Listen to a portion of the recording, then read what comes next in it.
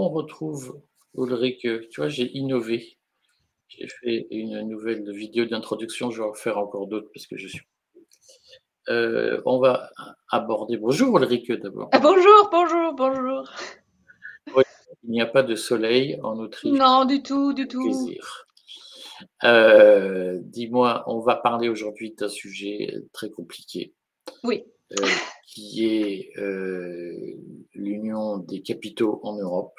Mhm. Et on en parle. Alors, je trouve que c'est très bien qu'on en parle avec toi, puisque, au fond, tu ne connais pas les termes du débat hystérisé en France, notamment chez les souverainistes. Beaucoup de nos lecteurs sont souverainistes et ils sont dans une phase où je vois que beaucoup d'influenceurs qui ont été, à mon avis, beaucoup payés par l'équipe de Trump depuis des années, sont en train d'hystériser le débat, en faisant croire que c'est devenir le vassal de Trump est une façon d'assurer sa souveraineté, alors que moi je pense que être souverain, ce n'est pas obéir à un pays étranger, même s'il est dirigé par Trump. Et donc dans ce cadre compliqué, c'est très bien, toi tu es à distance Oui. de cette hystérie. Euh, et donc, on va aborder la question de l'union des capitaux en Europe, qui est un sujet extrêmement compliqué. Autant, moi, je dis tout de suite que je suis contre l'union des capitaux en Europe. Je suis toujours pour le Frexit et pour la fin de l'euro. Est-ce que toi, tu es pour l'euro, Ulrich? Non, je suis contre. Je Voilà. suis contre parce que euh, je suis bien critique en ce qui concerne le déroulement depuis des années. Ce sont des effets économiques qui sont bien problématiques, disons comme ça.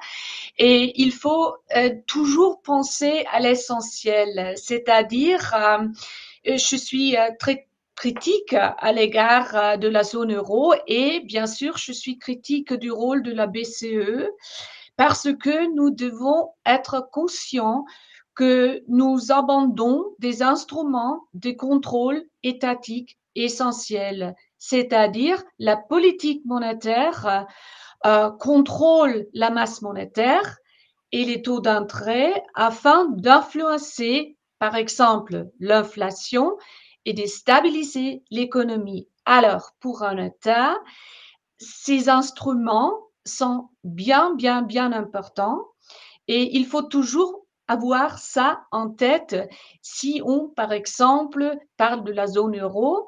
Et il y a des très bonnes raisons.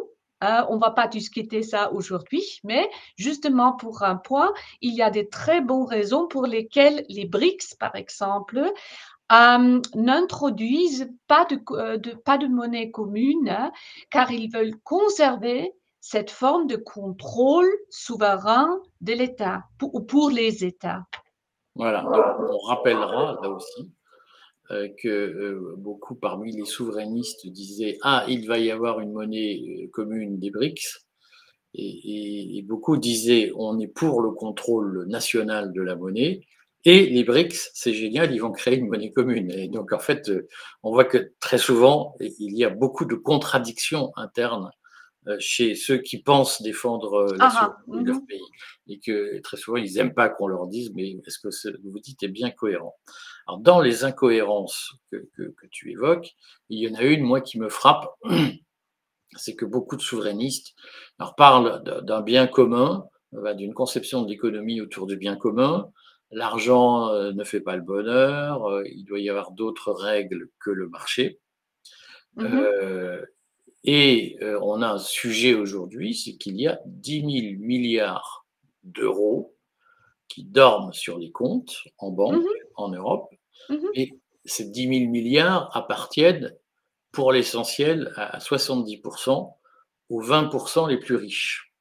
mhm. Et souvent, je m'amuse d'ailleurs de voir des souverainistes qui disent: c'est dégueulasse, les riches se sont beaucoup enrichis et ils ne mettent pas l'argent qu'ils ont gagné au service de l'économie.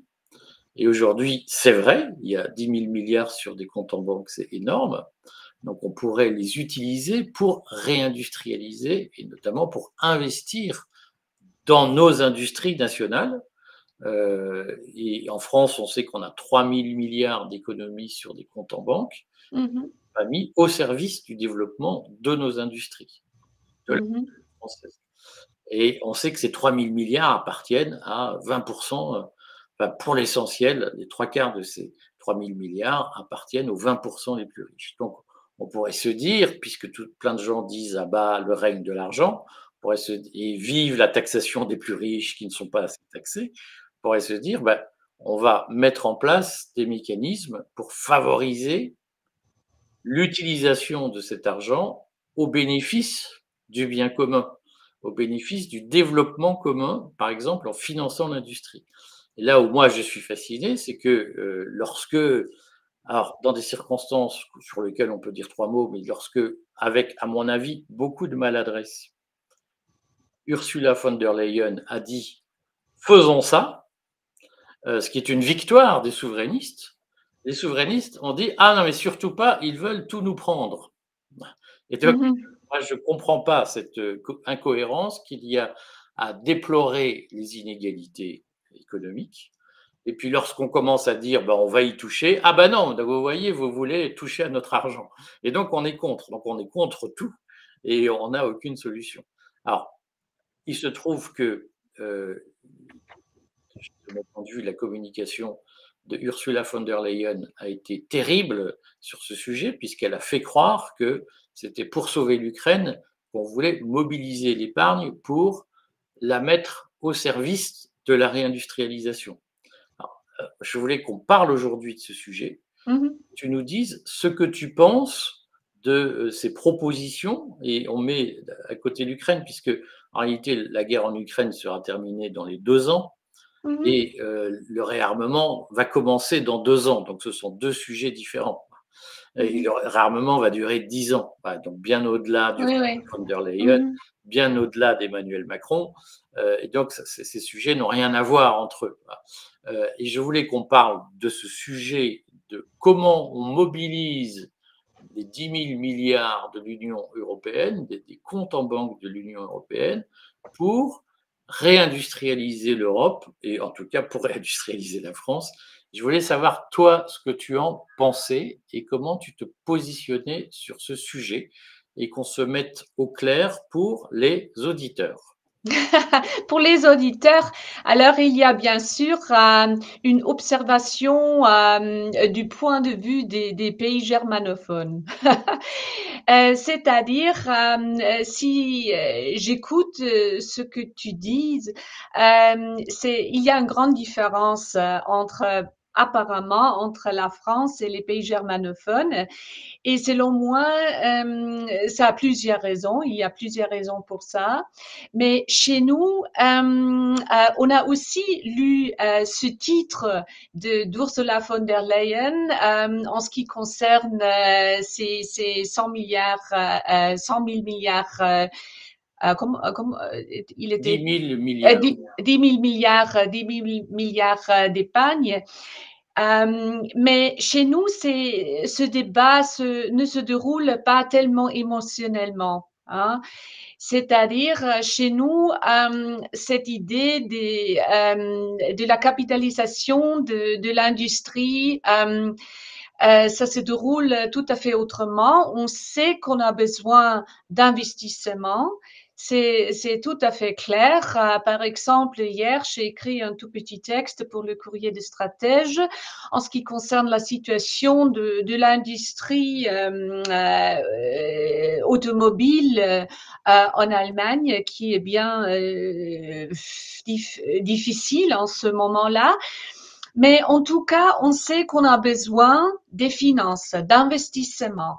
Il y a ce débat depuis très très très longtemps. Si tu regardes par exemple chez nous, en Allemagne, en Autriche, en Suisse aussi, on a ce sont des pays avec beaucoup de PME. Et chez eux, il manque par exemple des capitaux à risque. Hein, des capitaux à risque pour des innovations. Par exemple, il y a des innovations qui sont considérées comme trop risquées dans le cadre de financement traditionnel. C'est-à-dire, entre ton propre capital et le crédit, il y a, disons, un trou, hein, un gap. Il manque de l'argent, alors il faudrait des capitaux à risque. C'est pour ça, chez nous, on discute depuis longtemps où est le problème. Parce qu'il y a bien sûr au sein de l'UE, grâce à la libre circulation des capitaux, la possibilité que ceux-ci pourraient circuler librement entre les 22 États membres, mais dans la réalité, il y a de nombreux obstacles. Il y a des obstacles juridiques, il y a des obstacles pratiques qui empêchent cela. C'est-à-dire, si tu veux, pour une Autrichienne ou pour un Slovaque, pour un Portugais, c'est peut-être difficile d'investir facilement, disons, dans l'industrie de l'armement français. Bon, c'est pour ça qu'on discute ici depuis longtemps la création d'un marché unique des capitaux afin d'améliorer les possibilités de financement pour les entreprises. Il s'agit donc d'intégrer les marchés des capitaux afin de créer un marché commun, unique, européen des capitaux. Hein? Alors ça, c'est le sujet.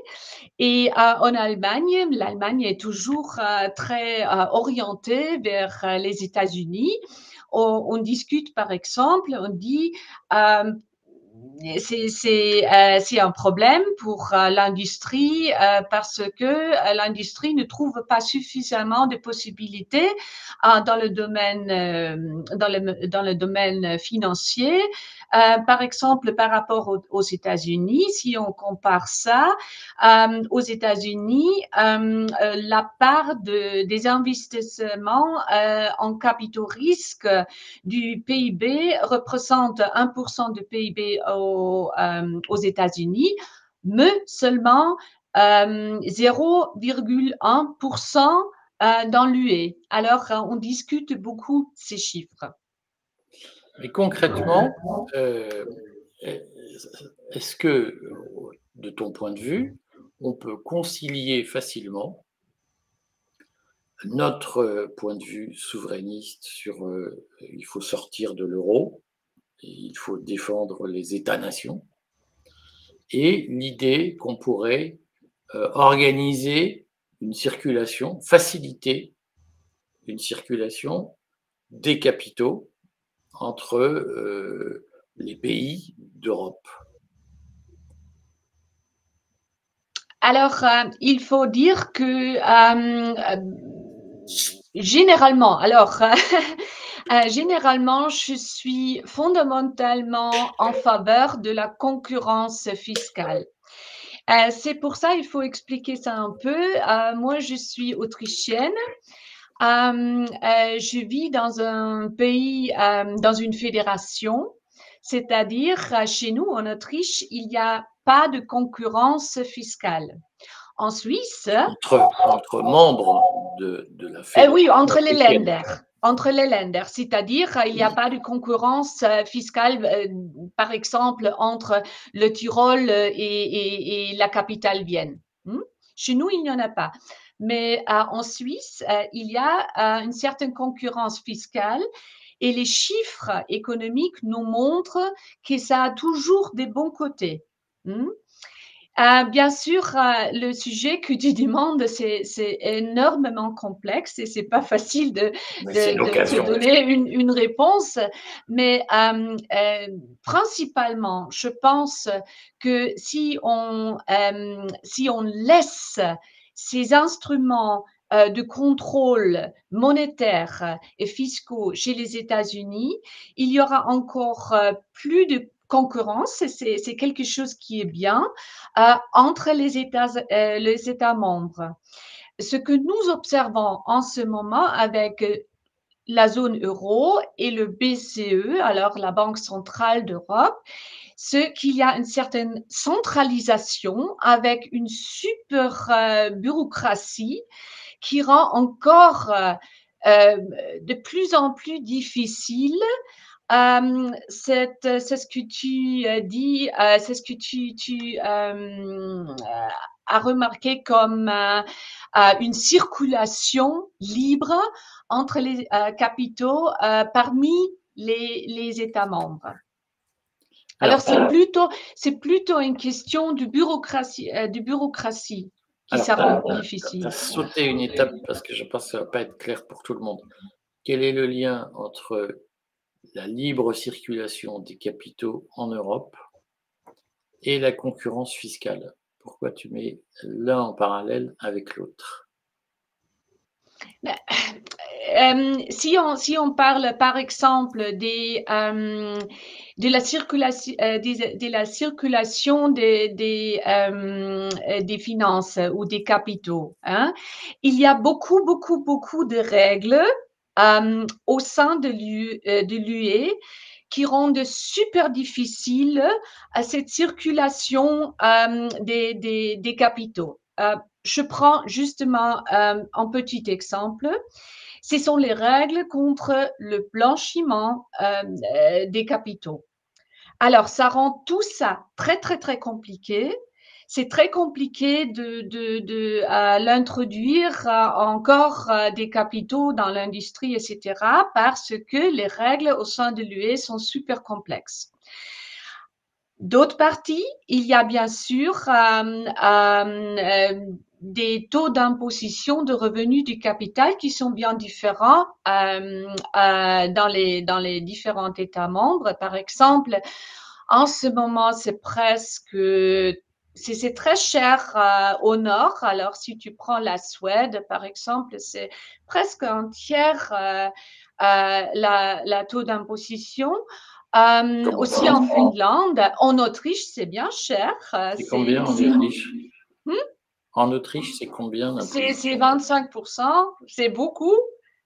Et écoute, c'est 30% en France. Hein. Tu sais qu'en France, il y a un débat sur ce n'est que 30% d'impôt sur les plus-values, les dividendes.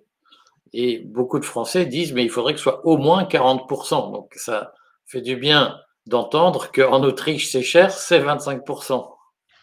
Ça c'est intéressant. Ça c'est intéressant parce que je trouve toujours intéressant de discuter avec toi parce qu'on voit comme les cadres sont différents, non? Parce que, par exemple, en Autriche, on vit très proche à l'ouest de l'Europe, c'est-à-dire s'il y a tellement 15% en République tchèque, ça serait intéressant pour nous. Hein? Mais c'est compliqué. C'est compliqué. Pourquoi? Parce que la République tchèque a toujours des règles différentes et c'est pas assez facile de laisser circuler, par exemple, les capitaux entre la République tchèque et l'Autriche. Et il y a toujours la différence parce que les Tchèques ne sont pas membres à la zone euro. Mais alors, comment tu concilies ça? Comment tu concilies tes positions, on va dire, de concurrence fiscale avec ta vision souverainiste de l'Europe? Parce que beaucoup de Français, par exemple, disent, ben non, il faut interdire la circulation des capitaux, il faut empêcher les Français, les épargnants français de mettre leur argent à l'étranger. Toi, au fond, tu nous dis, c'est normal de le faire. Oui, mais écoute, si on parle de tout ça, il faut commencer au début. C'est le marché commun. Bon, il y a beaucoup de plus pour un marché commun. Il y a beaucoup de plus aussi pour la libre circulation des capitaux. Comme j'avais déjà souligné, théoriquement, il y a la circulation libre des capitaux parce qu'on a cette liberté, c'est partie des contrats. Mais d'autre côté, il faut toujours voir ce qui se passe en ce moment globalement. Alors, en ce moment, nous sommes dans une situation très difficile parce que on était tout à fait orienté avec l'industrie, avec les exports, les imports. On était très orienté aux États-Unis. Maintenant, il y a des problèmes avec Trump et sa politique. Mais d'autre côté, il faut jamais oublier les sanctions contre la Russie. Hein? Et ça rend tout ça très difficile parce que l'industrie en Europe, les marchés en Europe ne sont pas assez forts pour suffire eux-mêmes. C'est-à-dire, on a besoin des partenaires non seulement à l'ouest, mais aussi à l'est. C'est pour ça que j'observe au sein de l'UE et toujours au sein de la BCE une tendance d'essayer de régler tout ça au sein de l'UE. Et selon moi, ça, c'est difficile. Et donc, concrètement, aujourd'hui, on a exploré le sujet, c'est un sujet très compliqué. C'est compliqué. Mais je crois important de dire aux gens qui ont des idées simples sur la vie qu'en réalité ils vivent dans un monde compliqué et que parfois les idées simples dans un monde compliqué, ce sont des idées qui amènent le contraire de ce qu'on veut.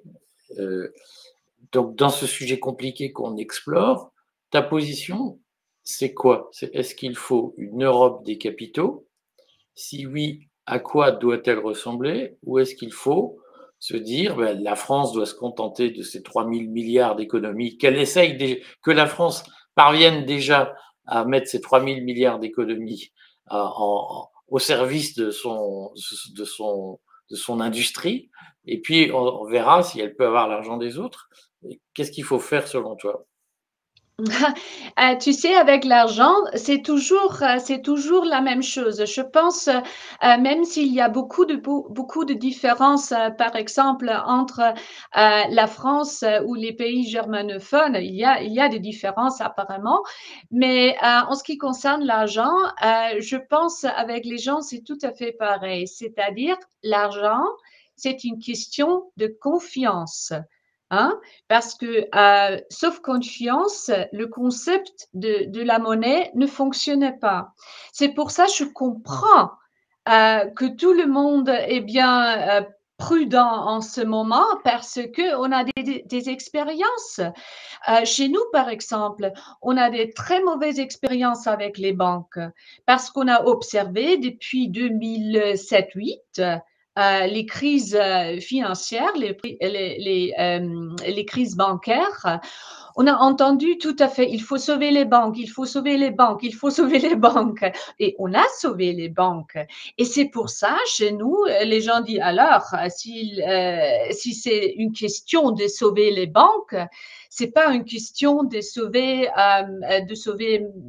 mon argent, par exemple. C'est pour ça, en Autriche, en Allemagne, les gens restent très prudents et disent ah bon, je vais voir. Je pense que c'est mieux que j'ai de l'argent sur mon compte, même s'il y a une inflation qui coupe et coupe et coupe et coupe ton patrimoine. Ça, c'est difficile pour les gens pour comprendre. Alors, je pense que c'est une très bonne idée et c'est super important de trouver des instruments pour financer les PME et l'industrie en Europe. Ça, c'est essentiel. Mais pour atteindre ce but, hein, il faut créer une confiance parmi les gens. Parce que s'il n'y a pas de confiance, ce concept ne fonctionne pas, hein? Au moins librement. Hein? C'est pour ça, je pense qu'il faut de nouvelles conceptions pour convaincre les gens que c'est une bonne idée d'investir dans l'industrie, dans le PME, etc. en Europe. Restons par exemple chez les PME. Si je prends par exemple le petit pays comme l'Autriche, comme la Slovaquie, comme aussi la Roumanie, il y a beaucoup de PME qui souffrent maintenant parce que ils sont dépendants à l'industrie automobile en Allemagne. Alors, avec les problèmes en Allemagne, on observe en Autriche, en Slovaquie, en Roumanie, qu'il y a des problèmes avec les PME. C'est quoi? Ce sont des emplois, ce sont des problèmes pour les régions, hein, parce qu'il manque des revenus fiscaux, etc. C'est pour ça qu'il faut convaincre les gens que c'est une bonne idée d'investir dans l'industrie, dans le PME. Mais il faut non seulement convaincre idéalement, mais aussi économiquement. C'est-à-dire, si par exemple, la banque dit, bon, je t'offre quelque chose, tu peux investir, et il y a une garantie, hein, que tu ne perds pas ton argent, hein, parce qu'il y a un certain mécanisme derrière cette possibilité. Parce que je sais non seulement chez les personnes privées, mais aussi, par exemple, moi, on sait qu'on a un tout petit cabinet d'avocats à Vienne. On a très mauvaise expérience avec les banques. Par exemple, si on a fait un investissement pour sauver des impôts, il y a cette construction en Autriche. Chaque année, tu peux investir 4 000 euros dans certains papiers et ça par là, par faire ça, tu peux sauver de l'argent, des impôts. Bon, j'ai fait ça. C'est-à-dire, il y avait une garantie de ces 4 000 euros. C'est pour 5 ans, je pense. Mais c'est ce qui s'est passé. C'est une énorme inflation. Même si je reçois le 4 000 après, c'est moins qu'avant. Et c'est ce que je veux dire. Alors, la confiance, créer de la confiance, non seulement idéalement, alors rassemble-nous maintenant, il faut de l'argent, alors les gens donnez votre argent pour notre industrie, mais aussi économiquement. Hein. Il faut des mécanismes, il faut des idées aussi pour disons, les investisseurs privés qu'il ait plus de confiance. Bon, c'est un vaste programme. Je suis sûr, Ulrike, qu'on va y revenir Plusieurs fois. parce que Encore. c'est un sujet, c'est ce que disent très utilement. J'ai sorti un article cette semaine sur l'utilisation de la colère sur les réseaux sociaux pour manipuler Oui. les gens. Et c'est vrai que c'est un sujet, notamment quand on parle des inégalités, quand on dit regardez, il y a des riches, regardez, ils roulent dans des voitures extraordinaires, etc. Ça met les gens en colère et du coup, ils ne sont plus en mesure de réfléchir rationnellement quand ils sont en colère. Mais il y a un vrai problème de cohérence, très souvent, de leur part. C'est que chaque fois qu'on propose des mécanismes pour que l'argent des riches soit mis au service du bien commun ou de la souveraineté, eh bien, elle dit ah oui, mais alors vous voulez nous prendre notre argent, et en fait, la colère fait dire tout et son contraire, et donc on a besoin aujourd'hui de faire un travail très impopulaire d'explication aux gens arrêtez de vous faire manipuler.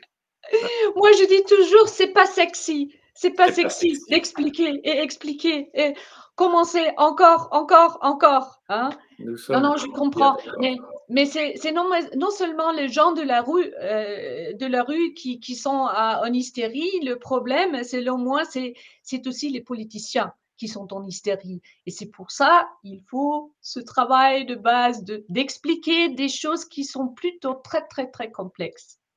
Bon, on se Bon, retrouve de toute façon mercredi prochain pour Stratégone. volontiers. Et puis, on continue à te lire dans les colonnes du Courrier des stratèges. Ton journal des Habsbourg est une vision précieuse qui permet de voir le monde autrement que depuis les petites lorgnettes de l'actualité au jour le jour. Merci beaucoup, Ulrike. De rien, volontiers, à la prochaine fois.